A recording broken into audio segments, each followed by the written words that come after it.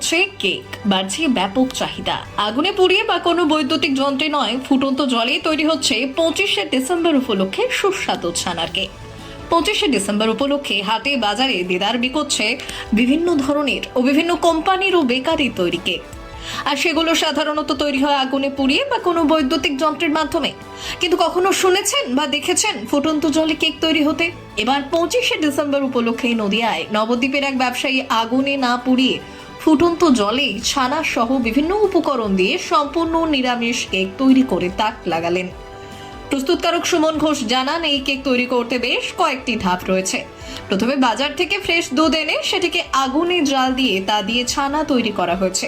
তারপর সেই ছানাতে পরিমাণ মতো কাজু, কিশমিশ সহ সামান্য মিষ্টি মিশিয়ে সেটিকে কিছু সময় মেখে রেখে দেওয়ার পর প্লাস্টিকের কন্টেনারে ঘি মাখিয়ে তাতে ছানার মিশ্রণ রেখে একটি বড় পাত্রে জল ফুটিয়ে ছানা ভর্তি কন্টেনারগুলোকে রেখে 40 থেকে 45 মিনিট ভাপে রেখে তারপর তৈরি হচ্ছে এই ব্যতিক্রমী সুস্বাদু ছানার কেক।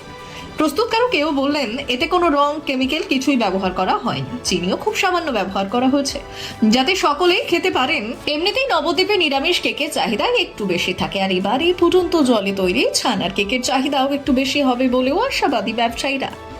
এক প্রকার বলা যেতেই পারে চৈতন্যভূমি নদিয়া নবদ্বীপে এবার এই কেকের চাহিদা যথেষ্টই। 25শে ডিসেম্বর উপলক্ষে ছানার কেক বানানো হয়েছে ভিন্ন প্রকারের।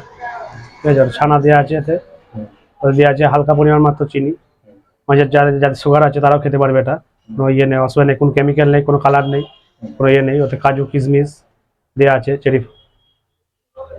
এটা কিভাবে তৈরি হয়েছে?